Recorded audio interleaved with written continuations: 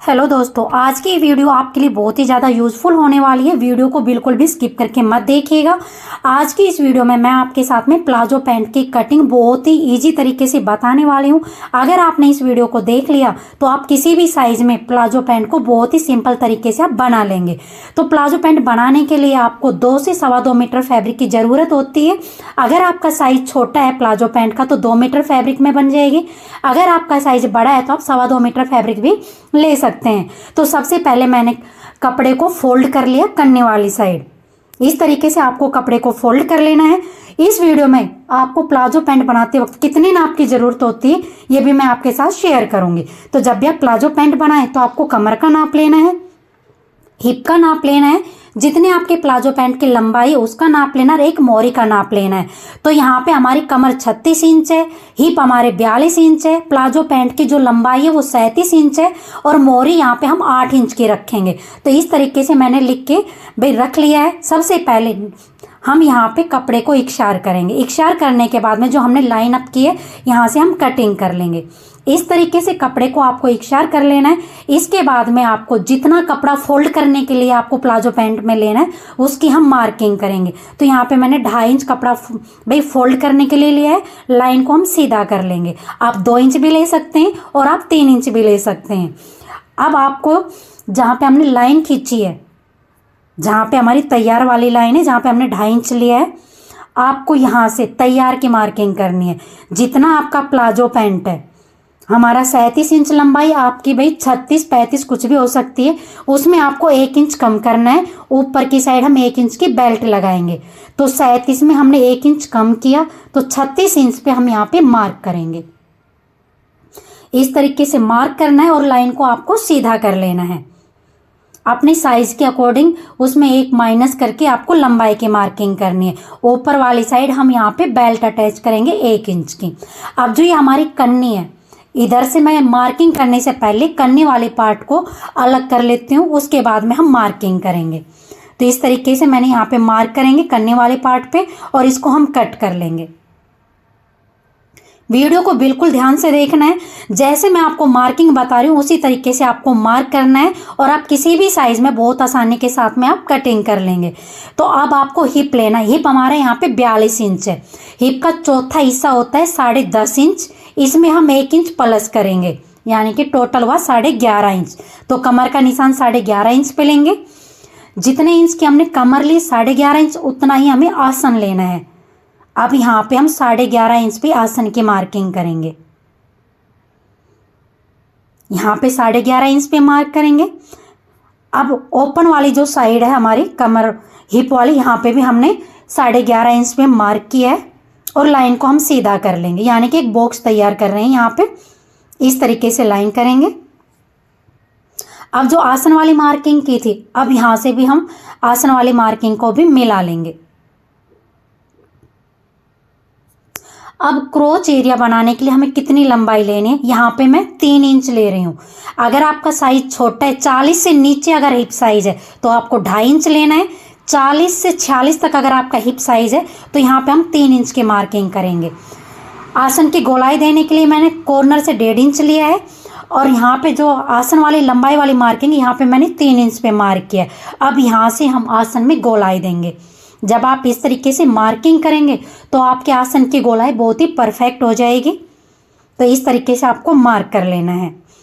अब हमने जो हिप की मार्किंग की थी, यहाँ से टोटल फैब्रिक को आपको नाप लेना है। तो यहाँ पे हमारा टोटल आ रहा है 14.5 इंच। अब मोरी वाली साइड हम 14.5 इंच पे मार्क करेंगे। इसका हम सेंटर लेंगे, 7.25 इंच पे मार्क करेंगे। अब जितनी आपकी मोरी है जो हमने सेंटर में मार्क किया, दोनों साइड हम 4-4 इंच पे मार्क करेंगे, क्योंकि हमारी जो मोरी है वो 8 इंच की है। तो जो सेंटर में हमने मार्क किया, इसके दोनों साइड हमने 4-4 इंच पे मार्क किया। अब हम सेप पट्टी लेंगे। आसन वाली साइड सेप पट्टी को हमें इस तरीके से रखना है और जो हमने मोरी की मार्किंग की है उसके साथ में सेप पट्टी को रखते हुए मार्क करेंगे। अब इस सेप पट्टी को हम पलट लेंगे और जो हमने हिप की मार्किंग कर रखी है वहाँ पे सेप पट्टी को रखेंगे और जो मोरी वाली मार्किंग है इस तरीके से इस पे हम मार्क करेंगे। बिल्कुल वीडियो को आपको देखना है, आवाज़ के साथ में समझना है। वीडियो के साथ में आपको देखना है। अब जो आपने कमर वाली मार्किंग लेंगे, कमर हमारी 36 इंच है, चौथा हिस्सा होता है 9 इंच। अब इसमें हम 2 इंच प्लस करेंगे, एक प्लेट का एक सिलाई मार्जिन का। तो यहाँ पे मैंने 11 इंच पे मार्क किया है, पहले 11.5 था, अब मैंने 11 इंच पे मार्क किया। आपको बिल्कुल समझना है और इस तरीके से सेप पट्टी को रखेंगे और जो हमने हिप के मार्किंग की है यहाँ तक इस तरीके से इसको मिला लेंगे। यहाँ पे हमें इस तरीके से मिलाना है क्योंकि काफ़ी बहनों का होता है कि हिप की साइड से हमारा जो प्लाजो पैंट होता है वो लूज होता है। अगर आप इस तरीके से मार्किंग करेंगे तो आपका साइड से प्लाजो लूज नहीं रहेगा। अब यहाँ का मैंने सेंटर लिया हिप का और यहाँ पे हम कमर वाली साइड प्लेट की मार्किंग करेंगे। प्लेट की चौड़ाई ऊपर से हम 1 इंच रखेंगे और लंबाई हमने यहाँ पे 5 इंच रखी भाई, 5 इंच लिए। तो आगे वाले पार्ट में ये हमारी प्लाजो पैंट की मार्किंग कंप्लीट हो गई है। आप किसी भी साइज में अगर कट कर रहे हैं तो आपको इसी तरीके से भाई मार्किंग करनी है।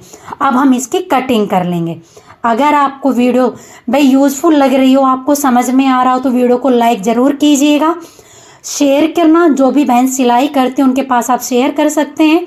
और हाँ, पूरी वीडियो देखने के बाद में आप कमेंट करना कितना आपको समझ में आया है और भाई कहाँ पे आपको डाउट लग रहा है, तो वीडियो में कमेंट करना आप मत भूलिएगा। तो ये हमारे आगे वाले पार्ट की कटिंग कंप्लीट हो गई है। अब हम बैक पार्ट की कटिंग करेंगे।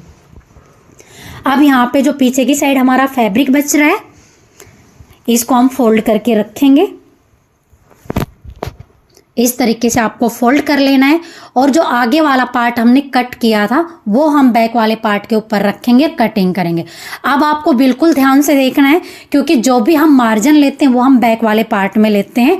इस बैक वाले पार्ट की कटिंग करते वक्त आपको बिल्कुल ध्यान देना है। आगे वाले पार्ट में हमें कोई मार्जिन नहीं लिए, जो भी हमारा नाप था उसी के हिसाब से हमने मेजरमेंट लेके मार्किंग करके कट कर लिए।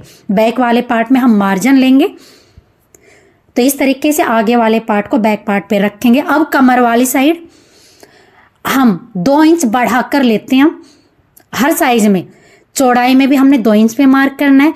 आसन वाली साइड जितना आपने आसन लिया था 3 इंच का मार्क किया था उतना ही 3 इंच पे मार्क करना है। मोहरी वाली साइड आपको 2 इंच लेना है। यहाँ पे हमने मार्क कर लिया। यहाँ पे भी जो आसन की मार्किंग है देखो आपको इस तरीके से 2 इंच पे मार्क करना है जैसा कि आपको वीडियो में दिखाई दे रहा है। अब हम इन मार्किंग को आपस में भाई मिला लेंगे।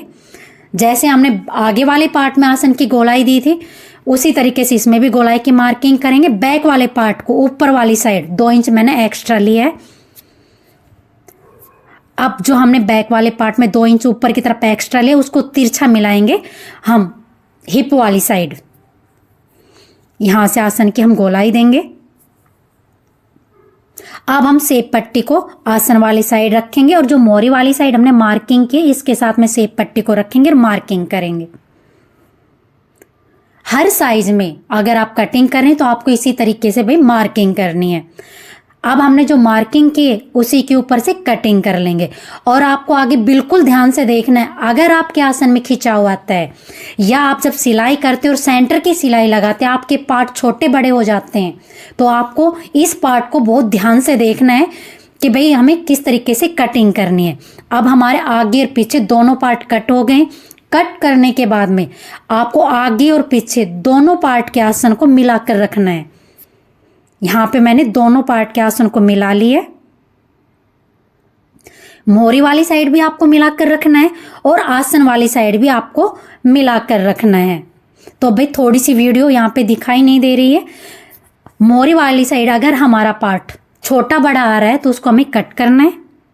दोनों मोहरी को हमने एक साथ भाई मिलाकर कट कर लेना। आसन वाली साइड भी आपको देखना, अगर आपका आसन वाला पार्ट छोटा बड़ा है तो उसको भी आपको कट कर लेना है। तो यहाँ से मैंने दोनों आसन को भी मिला लिया है। थोड़ी सी वीडियो में आपको दिखाई नहीं दे रही लेकिन आवाज के साथ में आपको समझना है। दोनों पार्ट के आगे और पीछे के आसन को मिला के अगर एक्स्ट्रा कपड़ा है तो उसको आपको कट कर देना है। अगर आप इस तरीके से आसन और मोहरी को इकसार करके कट कर लेते हैं तो आपका जो आसन में खिंचाव बनता है या मोहरी छोटी बड़ी होती है वो आपकी नहीं होगी। अब यहाँ पे हम करेंगे पॉकेट की कटिंग। ये हमारा बचा हुआ फैब्रिक है, इसमें हम पॉकेट की कटिंग करेंगे। इसको मैंने फोल्ड करके रखा है। जो हमारी पॉकेट है उसकी लंबाई यहाँ पे हम 13.5 इंच रखेंगे। ऊपर से जो हमारी चौड़ाई रहेगी वो 5.5 इंच रहेगी। नीचे से हम 6.5 इंच रखेंगे और इसको हम तिरछा मिला लेंगे। अब नीचे वाली साइड 1.5 इंच पे मार्क करेंगे और यहाँ से हल्की हल्की गोलाई देंगे। ये हमारी पॉकेट की मार्किंग हो गई है। अब इसी के ऊपर से अब हम कट कर लेंगे। तो यहाँ पे हमने प्लाजो पैंट के लिए पॉकेट को कट कर लिया है। अब इसमें हम करेंगे बेल्ट की कटिंग। तो यहाँ पे हम बेल्ट लेंगे अपने कमर के अकॉर्डिंग। जितनी हमने कमर में मार्जिन लिया है उसी के अकॉर्डिंग हम बेल्ट को भाई कट करेंगे। 4 इंच चौड़ाई में रखेंगे कपड़े को और जितनी हमारी कमर है उतना ही हमें इसको लंबाई में लेना है। तो मैंने इसको भाई डबल करके फोल्ड कर रखा है। 4-4 इंच पे मार्क करेंगे, दोनों निशानों को आपस में मिला लेंगे और कट कर लेंगे। तो यहाँ पे मैंने फैब्रिक को फोल्ड करके 4 इंच की बेल्ट चौड़ाई में ली है और कमर के अकॉर्डिंग हमने इसकी लंबाई ली है।